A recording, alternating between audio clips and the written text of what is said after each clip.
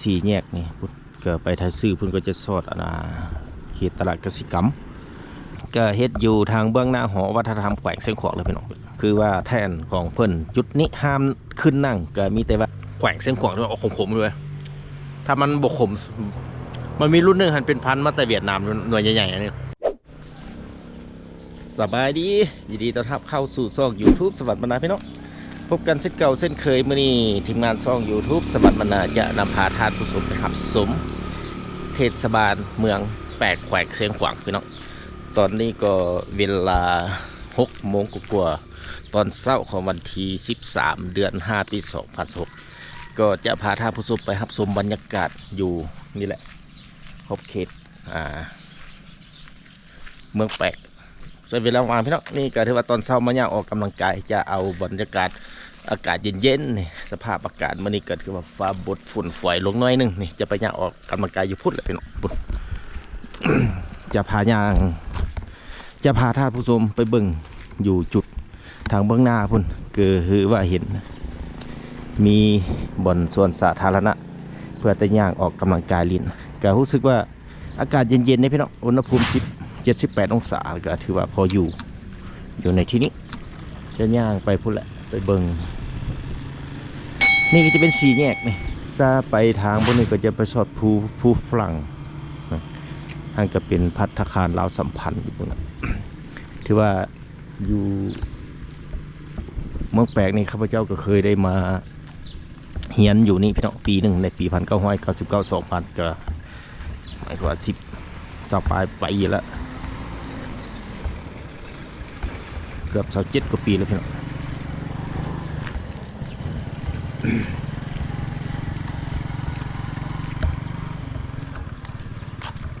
ปุ่นจะย่างไปบนสวนสาธารณะตัวนั้นนะ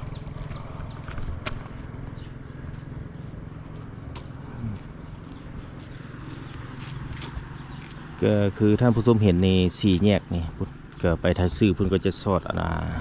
เขตตลาดกสิกรรมไปซื้อทางพวกนี้ก็ไปสอดไปทางตลาดน้ำหงำไปทางพวกนี้ก็ทอดน้ำหงำคือกันพี่น้องเพราะว่ามันเป็นสี่แยกนี่ไปทางนี้ก็พุ่นผมไปสอดน้ำหงำวันนี้จะย่างไปบนสวนสาธารณะนี่มีหูปั้นอยู่หันไปฝึกกันเมียนโอ้อากาศนี่เย็นดีพี่น้องเอ้ยเย็นดี เย็นชิวๆเลยจะได้อากาศที่ไปอยู่นครหลวงเป็นจันทร์นี่พี่น้องเอ้ยย่างข้ามสี่แยกไปเลยคือว่ามาแต่เช้าคนบ่หลายก็ย้อนมาอย่างตอนเช้าเด้อพี่น้องเด้อมาตอนเช้าคนบ่ทันหลายก็เห็นแต่พ่อค้าแม่ค้าผู้คนไปเลาะตลาด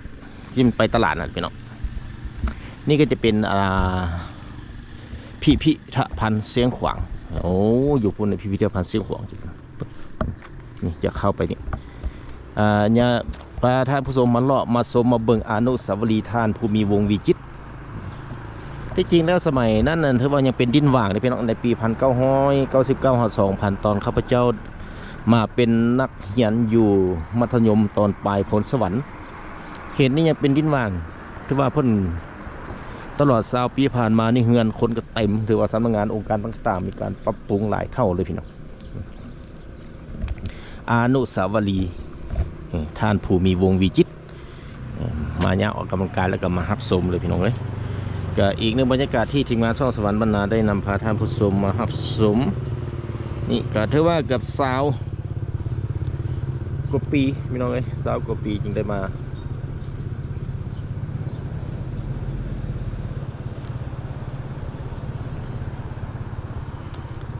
20 กว่าปีละตั้งแต่ได้ลงไปเฮ็ดเวียกหรือว่าไปเฮียนเฮ็ดเวียกอยู่นครหลวงเวียงจันทน์ก็บ่ได้ขึ้นมาก็ถือว่ามาเวียกมางานใช้เวลาว่างตอนเช้าก็ได้เอาภาพบรรยากาศแบบสิให้ท่านผู้ชมถือว่าอีกหนึ่งบรรยากาศที่ท่านผู้ชมก็สามารถมาย่างมาออกกำลังกายได้ในตอนเช้ายามหัวแรงพี่น้องผู้การตกแต่งของเพิ่นนี่ประดับประดาสวยงามอีหลีปุ่นหอวัฒนธรรมแขวงเสียงขวางพิพิธภัณฑ์ท่านก็ท่านภูมิวงศ์วิจิตรพี่น้องก็ถือว่าจะย่างไปเท่านี้ก่อนนะขึ้นไปเทิงแล้วจากนั้นจะอ้อมไปนี่ขึ้นไปเทิงนี่ก่อน โอ้สีเย็นๆได้พี่น้องเอ้ยฝนฝอยลงน้อยนึงเย็นๆอากาศเย็นๆหนาวๆบ่ได้ถือเสื้อกันหนาวมาซะพี่น้อง สีเย็นๆหนาวๆเห็นไหมพี่ขึ้นมาก็จะมีตั้งมีอย่างมานั่งพักผ่อนจะเอาเป็นมุม360 องศาท่านผู้ชมนะครับ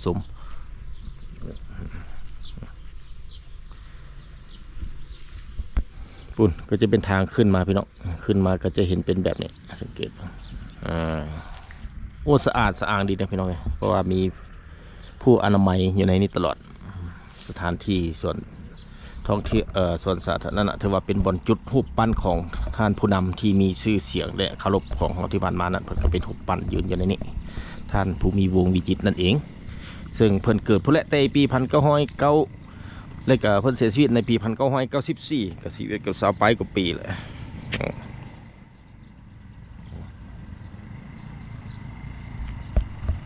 เกือบ30ปลายกว่าปีแล้วเสียชีวิตพี่น้องโอ้บ่ได้เอาปลาเลี้ยงใส่นะเนี่ยจะเป็นถ้าเปิดเนี่ยน้ำขึ้นไปพ่นไปน้ำล้นพ่นไหลลงมาเป็นแบบน้ำตกตาดหมดแมนบอกก็เว้าไปซื่อๆเลย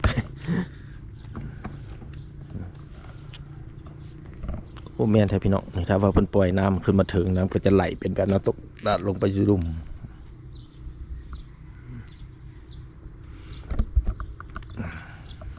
ขึ้นมาสันสูงก็เฮ็ดอยู่ทางเบื้องหน้าหอวัฒนธรรมแขวงเชียงขวางเลยพี่น้องคือว่าแทนของเพิ่นจุดนี้ห้ามขึ้นนั่งก็มีแต่ว่าเฮายืนเบิ่งนะห้ามนั่งพี่น้องถ้าว่านั่งมันจะถึกนี่แต่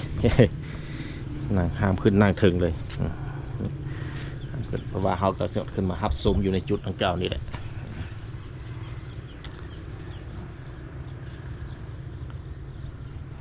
ท่านภูมิวงศ์วิจิตร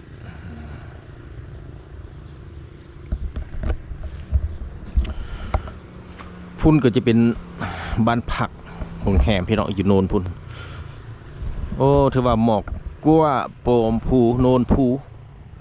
ฝนฝอยลงน้อยนึงนะพี่น้องตอนนี้ฝนฝอยลงน้อยนึงก็จะเป็นอากาศหนึ่งเย็นนี้จะได้อากาศแบบนี้ไปอยู่นครหลวงเวียงจันทร์ได้พี่น้องเอ้ย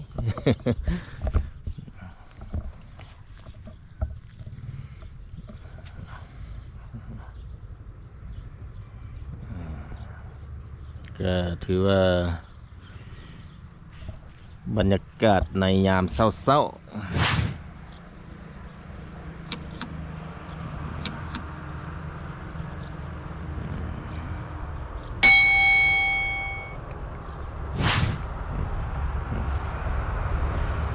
โอ้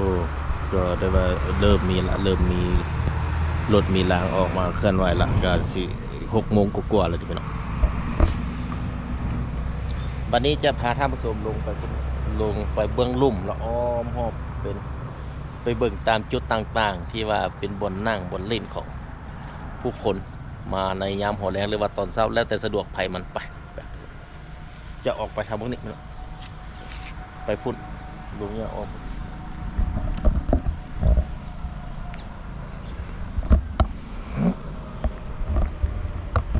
ที่จริงแล้วตอนสมัยข้าพเจ้ามาเฮียนอยู่มัธยมตอนปลายโพนสวรรค์ในปี1999-2000ก็ถือว่าขอบเขตนี้ยังเป็นทางดินแดงอยู่แต่คนก็บ่ทันหลายมาปัจจุบันนี้ก็ถือว่าในเทศบาลเมืองแปดแขวงคือขวางก็ค่อนข้างเป็นทางยางเกือบหมดเลยเป็นออกจากปลายปีผ่านมาถือว่ามาเห็นโอ้ต่างเก่าหลายพี่น้อง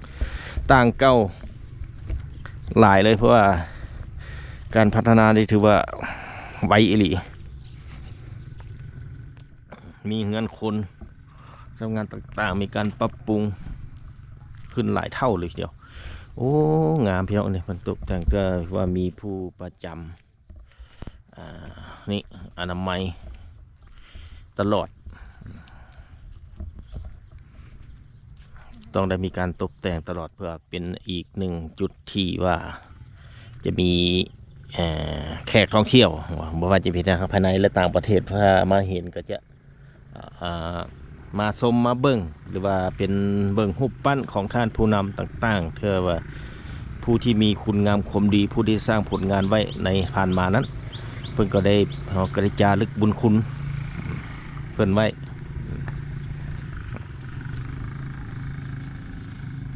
เหมาะสมแท้ๆพี่น้องอากาศเย็นๆไปสิมาย่างเลาะมาล่างชมแบบสิว่าคักแหละ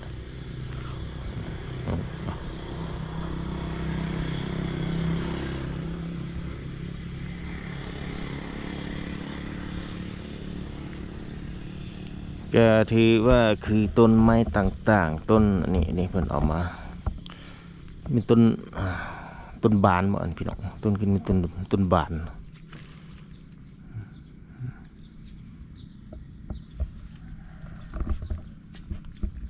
จะย่างอ้อมหอบ360 องศาอยู่ในบริเวณนี้พี่น้องพอดีเป็นการออกกำลังกายไปพร้อมๆเลย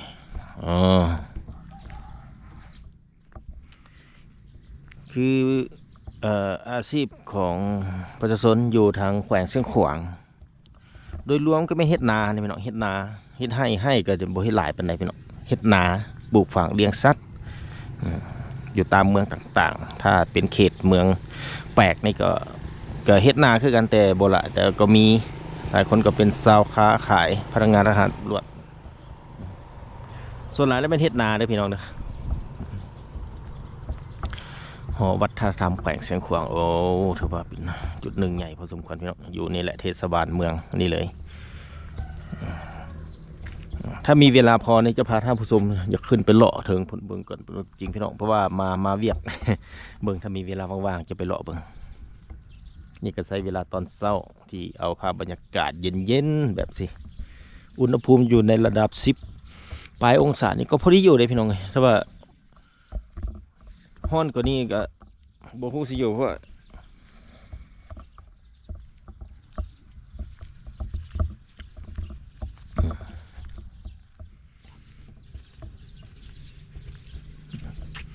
หอวัฒนธรรมแขวงเชียงขวาง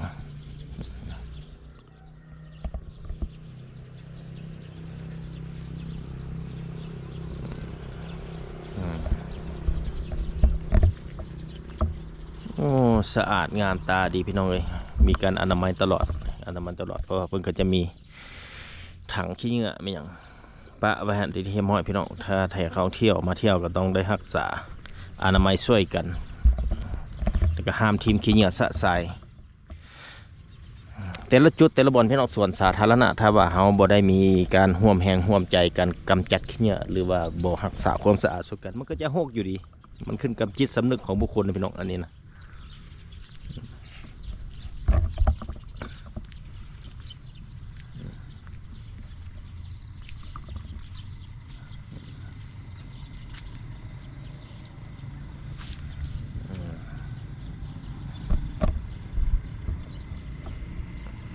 ก็ถือว่าเป็นโอ้ต้นหมักจองพี่น้องจะพาท่านผู้ชมเบิ่งหมักจองหลายคนก็บอกว่าหมักจองจะไปพูดต้นหมักจองนะแม่นบอกไปเบิ่งใกล้ๆหมักจองหรือว่าหมักเรื่อง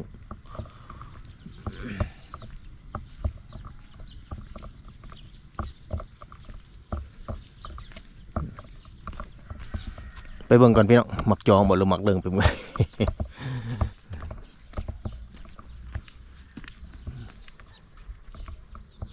ไปทางไหนแล้วบ้าเนี่ย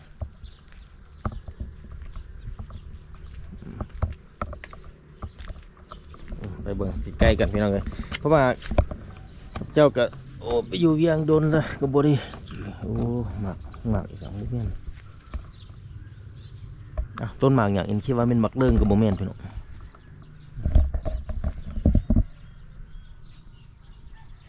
หมักอีสังที่หมักจองกับโมเมนต์หมักเรื่องกับโมเมนต์เอาไผ่ฮู้ก็แสดงความคิดเห็นมาเด้อพี่น้องหมักไม้อยู่ทางเชียงขวางพี่แหละ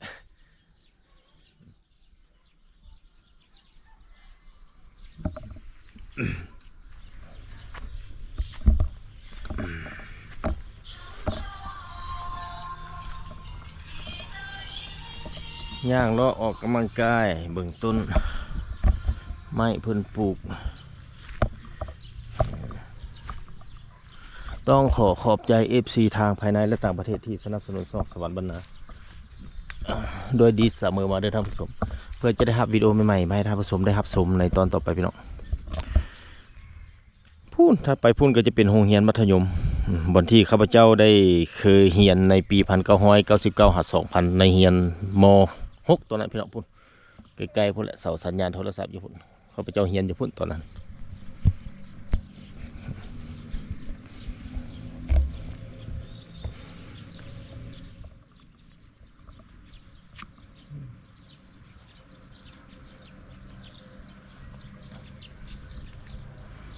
ดอกไม้ก็กำลังเปล่งบาน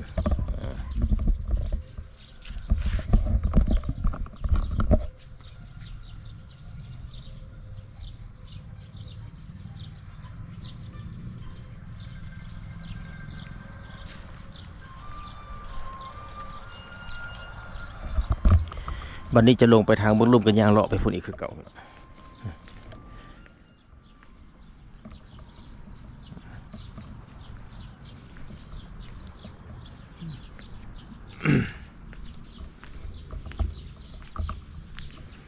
โอ้สวยงามไม่รีบยังเลย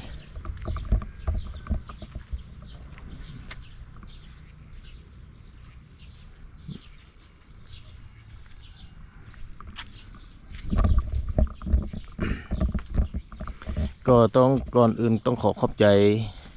FC ทางภายในและต่างประเทศที่สนับสนุนซอง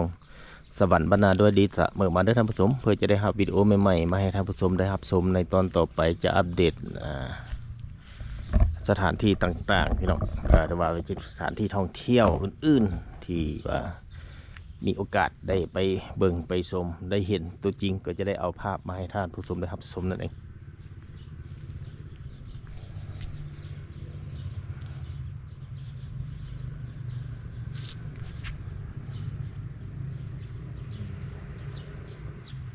เหมาะสมแท้ๆพี่น้องมาอย่างออกกำลังกายอยู่ในจุดนี้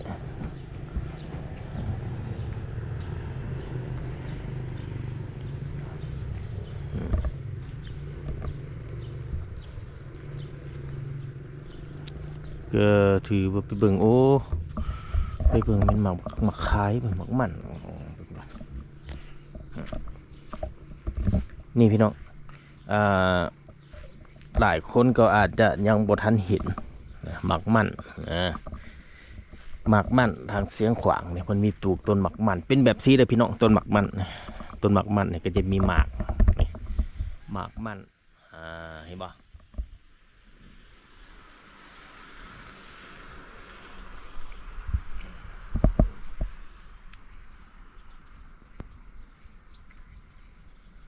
หมากมันทางแขวงเสียงขวางพี่น้อง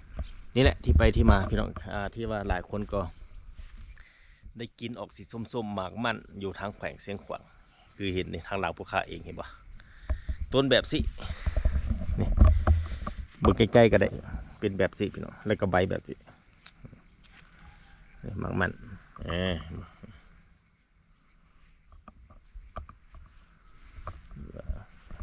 สองต้นนี่ต้นหนึ่งหมากมันเบิ่งสิกินได้เบิ่งได้พี่น้อง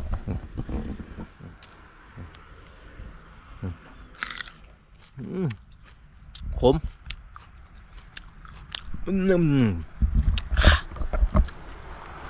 ถ้ามันสุกแล้วก็หวานด้วยส้มแต่ว่าแนวพันธุ์ของต้นฉบับอยู่ทางแขวงเส้นขวางด้วยขมๆด้วย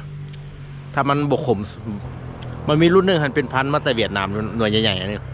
นี่ถือว่าต้นฉบับทางเส้นขวางเท่านั้น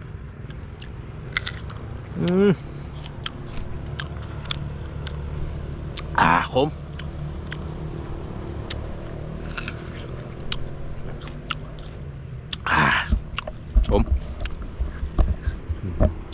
ผมมัน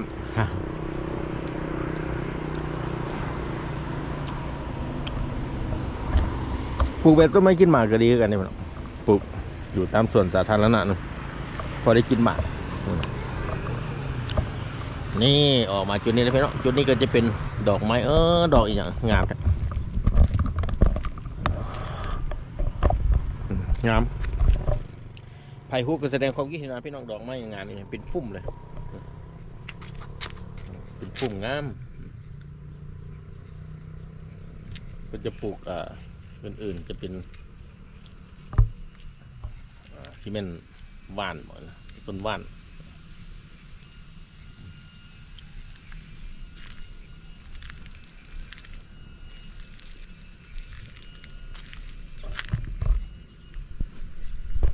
ก็ถือว่าสิเป็นนำตอนเช้าพี่น้องอาจจะเป็นยามหัวแรงอื่นๆก็จะมีผู้คนมา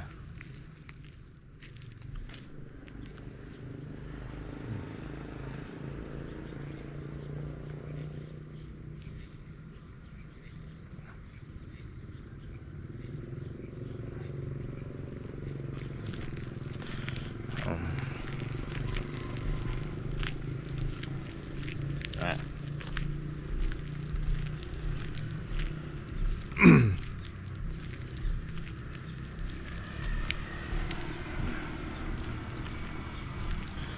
อ่าก็คือว่าได้พาท่านผู้ชมย่างเลาะมาแล้วพี่น้อง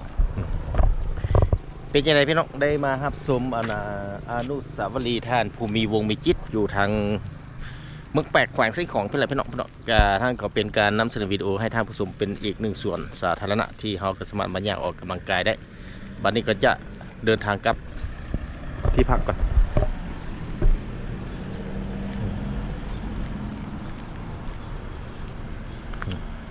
และพวกนั้นข้าพเจ้าก็พักอยู่ใกล้นี่ก็จะเดินทางกลับแล้วบัดเนี่ยเดินกลับทางเก่าพี่น้องเลยแจ้งขึ้นแล้วบัดนี้เด้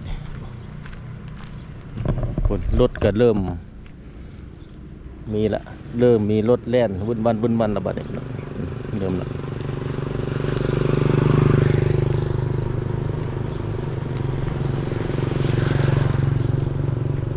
ตอนนั้นนี่เป็นดินว่างหลายอยู่จุดนี้บัดนี้คือว่าสำนักงานต่างๆเต็มหมดแล้วพี่น้อง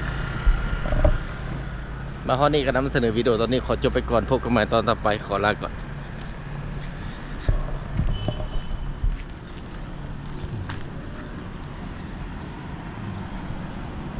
เจอไอ้จั่วครูบามายิงพระบาทล่วงไฟแดงนะพี่น้องเลยระมัดระวังเอา